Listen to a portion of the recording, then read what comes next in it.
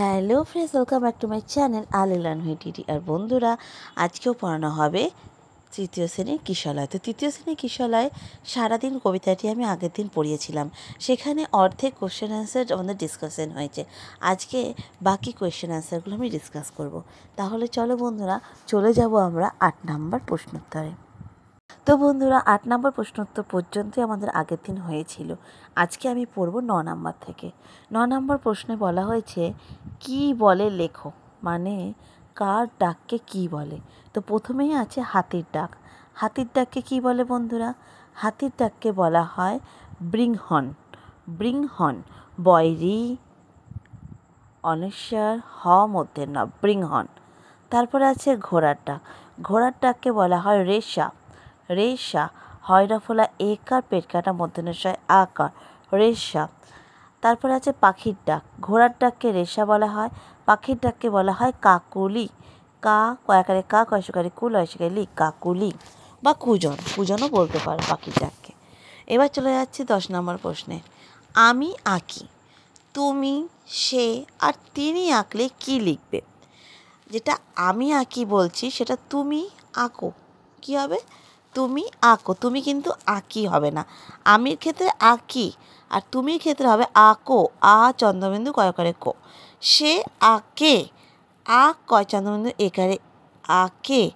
তিনি আঁকেন, দন্তের না হয়ে যাবে, আয় চন্দ্রবিন্দু কয়কার দন্তের না, তিনি আঁকেন। একের বেশি বোঝানো হয়েছে এমন 3টি শব্দ কবিতা থেকে খুঁজে নিয়ে লেখো। একের বেশি বোঝানো হয়েছে এরকম তো অনেক কথাই আছে, যেমন এত সব একটি শব্দ আছে যেটা কবিতা থেকে আমরা পেয়েছি। আরেকটি আছে হাতি ঘোড়া, সেখানেও একের বেশি বোঝানো হয়েছে। এবং ভাবনাড়া, ভাবনাড়া, ভাবনা বলতে একটা বোঝায়, আর ভাবনাড়া বললে একের বেশি বোঝায়। এই 3টি শব্দ বোঝাতে এখানে একের বেশি বোঝানো হয়েছে। তারপরে চলে আসছে 12 নম্বর প্রশ্নে আছে শব্দযুগলের অর্থ পার্থক্য দেখাও। অর্থ পার্থক্য প্রথমেই রয়েছে একটা ম দন্তের ন মন, তারপরে আছে ম মধ্যের ন মন। এখানে ম দন্তের ন মন বলতে বোঝানো হয়েছে চিত্ত, আর ম মধ্যের ন মন বলতে এখানে বোঝানো হয়েছে ওজন বিশেষ। আরেকটি শব্দ হচ্ছে আ দন্তের সহায়কারে সা আসা, আর আ তালবের সহায়কারে সা আসা। আ দন্তের সহায়কারে সা আসা মানে এসে যাওয়া, আর আ তালবের সহায়কারে সা আসা মানে বাসনা করা। এবার চলে যাই 13 নম্বর প্রশ্নে। রয়ে ও ভোরে শব্দ দুটির অন্য রূপে লেখো। রয়ে বলতে রয়ে যায়, আর ভোরে বলতে কিছু ভর্তি হওয়াকে বোঝানো হয়েছে। রয়ে যায় শব্দটি আমরা কিভাবে ব্যবহার করব? কোনো কিছু একবার দেখলে আমাদের মনে রয়ে যায়। আর ভোরে শব্দটিতে বলবো আমরা ঘোড়াটায় আজকে বৃষ্টির জলে ভরে গিয়েছে। ঘোড়াটা আজকে বৃষ্টির জলে ভরে গিয়েছে। এবার চলে আসবো 14 নম্বর প্রশ্নে। 14 নম্বর প্রশ্নে বলা হয়েছে নির্দেশ অনুযায়ী উত্তর দাও। নির্দেশে কি বলা হয়েছে? 14 নম্বরে চয়কার অন্তস্থ চায় শব্দটিকে তাকানো ও চাওয়া এই দুটি অর্থে ব্যবহার করে দুটি বাক্য লেখো। তাহলে প্রথমে চায় শব্দটি তাকানো অর্থে ব্যবহার করি। ছোট্ট শিশুটি খেলনার দোকানের দিকে তাকানো অবস্থাতেই অনেকক্ষণ থাকলো। আরেকটি হচ্ছে চাওয়া। সেই ছোট্ট শিশুটি দিয়েই বলি, ছোট্ট শিশুটি বেলুন চাওয়ায় সে বেলুন তাকে দিয়ে দিল। ছোট্ট শিশুটি বেলুন চাওয়ায় দোকানদার তাকে একটি বেলুন দিয়ে দিল। এটা তোমরা আরও ছোট করে চাইলেও লিখতে পারো। চাওয়া দিয়ে আরও লিখতে পারো যা দেখবে তা সবসময় চাওয়া উচিত না।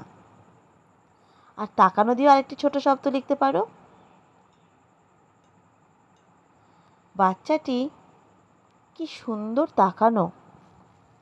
এইবার চলে আসি 2 নম্বর প্রশ্নে। 2 নম্বর প্রশ্ন হলো পাতা শব্দটিকে দুটি অর্থে ব্যবহার করে দুটি বাক্য লেখো। একটি পাতা বলতে তো আমরা গাছের পাতা বিশেষ বুঝি, তাহলে গাছের পাতার রং সবুজ। আরেকটি পাতা হচ্ছে পেতে দেওয়া, তো কোনো কিছু পাতা বোঝাতে আমরা ব্যবহার করি। যেমন বাড়িতে লোক এসছে, মাদুরটি তাড়াতাড়ি পেতে দাও। এবার চলে আসছি 15 নম্বর প্রশ্নে। বাক্য রচনা করো। বাক্য রচনা সারাদিন। আমি আজ সারাদিন ছবি এঁকেছি। তারপরের বাক্য রচনা হচ্ছে খাতা। খাতায় দেখি আমার খাতার পাতা প্রায় শেষ। তারপরে আছে হিজিবিজি। ছোট ছেলেটি শুধু হিজিবিজি লিখেই যাচ্ছে। তারপরে আছে ছবি। আমার ছবি আঁকতে ভীষণ ভালো লাগে।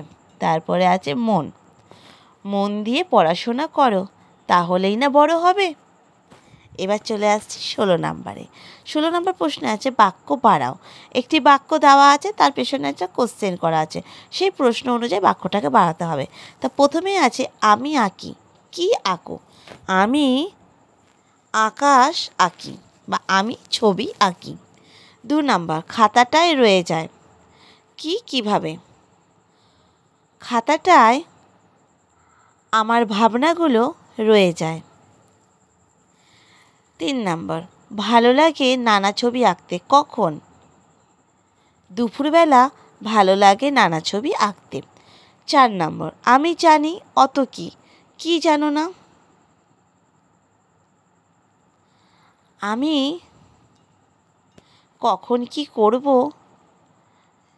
জানি অত বা কিভাবে কি করব আমি জানি অত তারপরে আছে মন যেতে চায় না। কি ছেড়ে? ছবি আঁকা বন্ধ করে মন যেতে চায় না। এবার চলে যাই 17 নম্বর প্রশ্নে। সারাদিন কবিতায় অনুসরণে লেখো কবির সারাটি দিন কিভাবে কাটে। কিভাবে কাটে তাহলে? কবির সারাটি দিন কাটে ছবি এঁকে। তার মনে যা ভাবনা আসে সে সবটাই খাতার পাতায় ছবি রূপে এঁকে রাখে এবং তার মনে আসে অনেক হিজিবিজি ভাবনারা। আর সেই হিজিবিজি ভাবনায় হাতি, ঘোড়া, অনেক রকমের পশু থাকে, সেগুলোই কবিতার খাতার পাতায় এঁকে রাখে এবং কবি তা বুঝতেই পারে না কিভাবে সে ছবি এঁকে তার মনের ভাব প্রকাশ করবে। তো এইভাবেই কবির সারাটি দিন কেটে যায়। তো বন্ধুরা, আজকে কিন্তু এতটুকুই থাকলো। সারাদিন কবিতাটি আমাদের আজকে শেষ হয়ে গেল। আবার কালকে আবার নতুন কোনো অধ্যায় শুরু করব। আজকের মতো এতটুকুই থাকলো। ভিডিওটা ভালো লাগলে লাইক করবে, সাবস্ক্রাইব করবে আর আমার সঙ্গে থাকবে। টাটা, বাই বাই বন্ধুরা। রোজ চলে আসো আমার ভিডিওর অংশ নিতে। টাটা, বাই বাই বন্ধুরা। বা আমার কথা শোনো, মন দিয়ে পড়াশোনা করো আর খুব ভালো একটা রেজাল্ট করো।